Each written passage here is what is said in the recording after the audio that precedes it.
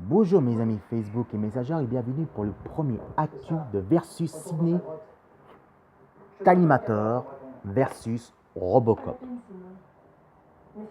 C'est bon? Alors pourquoi je vous parle ça? Justement parce que Tanimator et bien sûr versus Robocop, c'était un des meilleurs films de cyberpunk, de cybernétique qui était assez proche réaliste de CSF et côté assez proche entre les comics et côté roman, mais assez proche côté cinéma. Et oui, ça arrive de temps en temps. Et bien, il y a des fois, c'est des moments comme ça. Allez, on va commencer tout de suite par Arnold Schwarzenegger, que voici avec le premier animateur. Et c'est voici qui a été sorti en 1985 et c'est le premier rôle qui devient un cyborg méchant. On retrouve avec, évidemment, réalisé par James Cameron. Ça qui ne connaît pas James Cameron, James Cameron, c'est lui qui a réalisé, bien sûr, de Titanic, Avatar, et bien sûr, évidemment, il a réalisé Alien. L'animateur, on retrouve avec Arnold Schwarzenegger, Linda Hamilton, et bien sûr, avec la réalisation de James Cameron. L'histoire, cette fois-ci, c'est en Los Angeles en 2024, où les hommes vont tout faire contrôler les machines, évidemment, que sauf c'est autour de Skynet qui va contrôler les hommes, qui a fabriqué les cyborgs assez méchants, assez bourrins, et aussi qui, sans pitié, qui tuera les hommes, parce qu'il y a un virus, une technologie qui devient dangereux et qui s'arrivera à avoir le jugement dernier. Sauf qu'un héros, évidemment, un jeune garçon qui devient un héros, le premier rebelle et rébellion, qui affronte l'animateur qui s'appelle alias John Connor, c'est lui qui va affronter l'animateur. Mais avant qu'il affronte l'animateur, il raconte son histoire de sa vie, dans son histoire, comment il est devenu un héros avant qu'il devienne un garçon normal, avant qu'il devienne le premier rebelle rébellion qui affronte l'animateur. Dans le premier des épisodes, cette fois-ci, c'est retourne dans son enfance avant sa naissance en 1984. Sarah Connor, où joué par le rôle de Linda Hamilton. Le film est très bien, mais il est vraiment très bien, mais pour la première fois, Linda Hamilton a eu vraiment une frousse incroyable. Même si c'était assez proche, même si c'était par des mécaniques, c'est la première fois qu'à l'actrice qui a eu une frousse incroyable, que c'était très difficile pour elle. Le film, c'est un but bonheur, mais pour la première fois, c'est ça qui est plus impressionnant, c'est quand même Arnold Schwarzenegger. Pour la première fois, il a joué un rôle vraiment super, et ça, qu'il a joué un rôle d'un cyborg, d'animateur qui est un méchant aussi froid, c'est vraiment quelque chose d'exceptionnel. Le film, par contre, c'est déconseillé à la télévision de moins de 16 ans et en DVD de moins de 12 ans. En États-Unis, c'est entre 21 ans jusqu'à 35 ans, qu'on peut dire. Et le film est vraiment très bien, que c'est un grand succès qu'il y a eu en 1992. Il y a eu Terminator 2, le jugement dernier. Cette fois-ci, Arnold Schwarzenegger, toujours avec Linda Hamilton et toujours réalisé par James Cameron, que cette fois-ci, on va tomber John Connor qui devient adolescent, qui raconte sa vie, son histoire. C'est toujours de part, évidemment, Sarah Connor qui raconte sa vie, son journal, le journal de l'intime qui affrontera le jugement dernier. Cette fois-ci, on parle plus côté avant le jugement dernier, qu'on parle du contrôle de Skynet. Skynet, en tout cas, c'est les scientifiques spécialisés qui travaillent pour le gouvernement, qui contrôlent les cybertiques, mais sauf qui devient dangereux avec Skynet, qui devient avant le jugement dernier. Le film est tellement bien qu'il était assez proche côté CSF noir, assez proche côté roman, comics, mais plus côté dans les films. Même ce qui était bien, c'est que aussi pour la première fois, Guns N' Roses a signé un contrat pour chanter la musique originale du film de Terminator 2, Le Jugement Dernier. Le film dure au moins 2h05 et c'est un pur bonheur. Et aussi, ce qui est plus impressionnant, c'est les poursuites entre la moto et bien sûr le camion qui était spectaculaire. Et ça, c'est vraiment génial. Terminator 2, je vous conseille et en plus, c'est mon épisode préféré.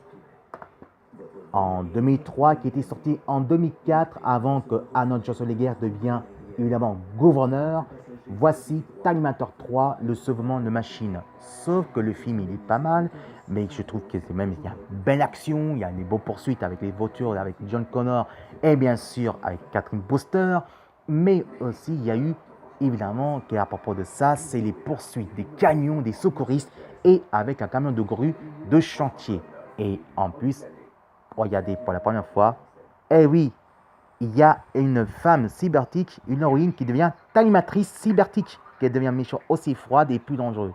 Cette fois-ci, l'histoire il était un peu décevant, je trouvais que l'histoire, côté humour, c'était pas vraiment génial. Mais en tout cas, on trouve beaucoup d'actions, d'explosifs, et ça, c'est vraiment génial, et ça, c'est vraiment le top.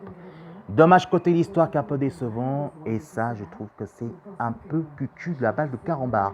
Mais en tout cas, c'est un plus bonheur, et moi, même si c'est un peu décevant, le film, il est vraiment génial. Ensuite, il y a eu Terminator Renaissance avec Christian Bale et bien sûr Terminator Renegis qui n'était pas vraiment terrible. Et Terminator Renegis, en tout cas, il est vraiment pas vraiment, même si c'est le grand retour de Arnold Schwarzenegger, et ben, l'histoire il était mauvais et le film était moyen. Mais saviez-vous qu'il y a aussi un projet de Terminator 5 et c'est pourquoi? Parce que c'est la suite de Jugement Dernier 20 ans après qu'on fera évidemment et qui feront le grand retour du Jugement Dernier ou que cette fois-ci qui retombe avec John Connor. Et c'est ça par James Cameron qui va réaliser cette fois-ci encore une fois. On va voir si ça va être mieux. Il y a 20 ans de ça. Et pour finir, voici Robocop.